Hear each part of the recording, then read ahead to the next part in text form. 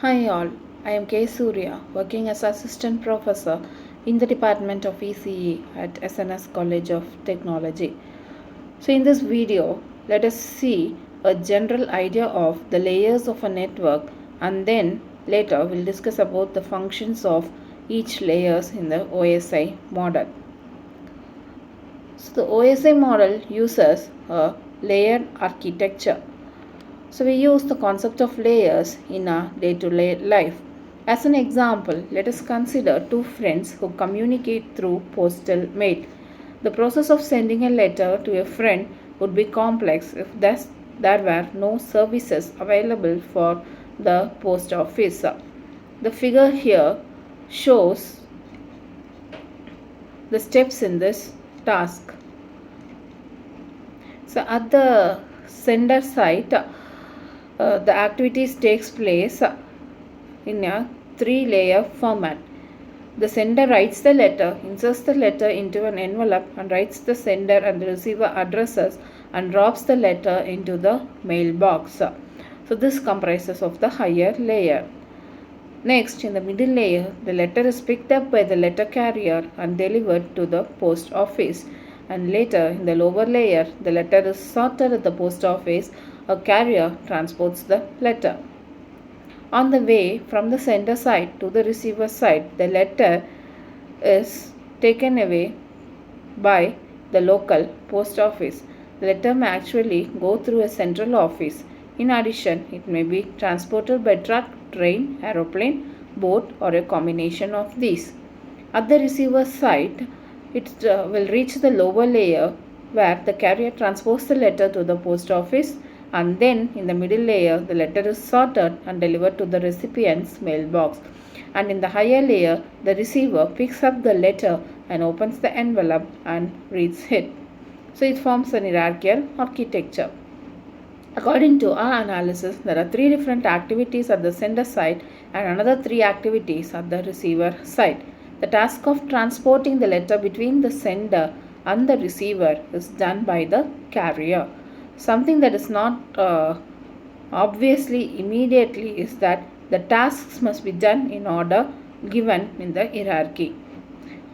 At the sender side, the letter must be written and dropped in the mailbox before being picked up by the letter carrier and delivered to the post office. At the receiver side, again, the letter must be dropped in the recipient mailbox before being picked up and read by the recipient. So each layer at the sending side uses the services of the layer immediately below it. The sender at a higher layer uses the services of the middle layer. The middle layer uses the services of the lower layer, and the lower layer uses the services of the carrier. So the OSI model uses this type of layer architecture. So it was established in 1947, where the International Standard Organization, which is a multinational body dedicated to the worldwide agreement on international standards, an ISO standard that covers all the aspects of the network communication, is the Open System Interconnection Model. It was introduced in late 1970s. ISO is an organization and OSI is the model. The OSI model is a layered framework for design of network systems that allows communication between all types of computer systems. It consists of 7 separate but related layers, each of which defines a part of a process of moving information across a network.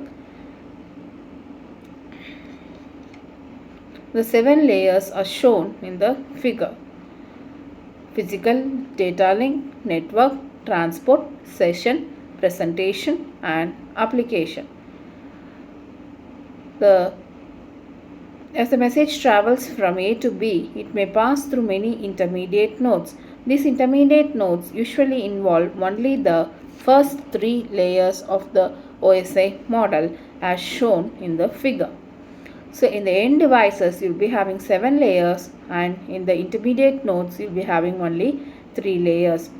In developing the model, the designers distilled the process of transmitting data to its most fundamental elements. They identified which networking functions had related users and collected those functions together into groups. That becomes the layers. So each layer defines a family of functions distinct from those of the other layers. By defining and localizing functionality in this fashion, the designers created an architecture that is both comprehensive and flexible. Most importantly, the OSI model allows complete interoperability between otherwise incompatible systems. Within a single machine, each layer calls upon the services of the layer just below it. Between the machines, layer X on one machine communicates with layer X on another machine. This communication is governed by an agreed upon series of rules and conventions called protocols. The process on each machine that communicates at a given layer are called peer-to-peer processes. Communication between the machines is therefore a peer-to-peer process using the protocols appropriate to given layer. At layer 1, the entire package is converted to a form that can be transmitted to the receiving device. At the receiving machine, the message is unwrapped layer by layer, with each process receiving and removing the data meant for it. For example, layer 2 removes the data meant for it, then passes the rest to the layer 3, then removes the data meant for it and passes the rest to the layer 4, and so on.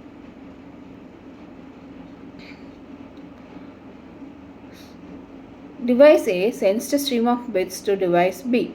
At the higher layers, however, communication must move down through the layers on device A over to the device B and then back up through the layers. Each layer in the sending device adds its own information to the message it receives from the layer just above it and passes the whole package to the layer just below it. The passing of data and network information down through the layers of the sending device and back up through the layers of the receiving device is made possible by an interface between each pair of adjacent layers. Each interface defines the information and services a layer must provide for the layer above it. Well-defined interfaces and layer functions provide modularity to a network. As long as the layer provides the expected services to the layer above it, the specific implementation of its functions can be modified or replaced without requiring any changes to the surrounding layers. The layers 1, 2 and 3, physical, data link and network layers, are known as network support layers, and they deal with the physical aspects of moving data from one device to another. Layer 5, 6 and 7, presentation, session and application, can be thought of as the user support layers. They allow interoperability among unrelated software systems. Layer 4, the transport layer, links the two subgroups and ensures that what the lower layers have transmitted is in a form that the upper layers can use. The upper OSI layers are almost always implemented in software. Lower layers are a combination of hardware and software, and except for the physical layer, which is mostly the hardware. As shown in the figure here, D7 means the data unit at layer 7, D6 means the data unit at layer 6, and so on. The process starts at layer 7, then moves from layer to layer in the descending sequential order. At each layer, a header or possibly a trailer can be added to the data unit. Commonly, the trailer is added only at layer 2. When the formatted data unit passes through the physical layer, it is changed into an electromagnetic signal and transported along the physical link. Upon reaching its destination, the signal passes into layer 1 and is transformed back into digital form. The data units then move back up through the OSI layers. As each block of data reaches the next higher layer, the headers and trailers attached to it at the corresponding sending layer are removed and actions appropriate to that layer are taken. By the time it reaches the layer 7, the message is again in a form appropriate to the application and it is made available to the recipient. The data portion of packet at level n-1 carries the whole packet from level n along with the header for that particular layer. So this concept is called encapsulation. A packet at level 7 is encapsulated into a packet at level 6. The whole packet at level 6 is encapsulated in a packet at level 5 and so on. Hope you understood the basics of protocol layers and what are the different layers of the OSI model. We will see the functions of each and every layer in the next video. Let us take up some assessment questions. OSI stands for, yes, it is Open System Interconnection. So, number of layers in the ISO OSI reference model is 7. Which layer is used to link the network support layers and user support layers? Yes, it is the transport layer. Thank you for watching this video.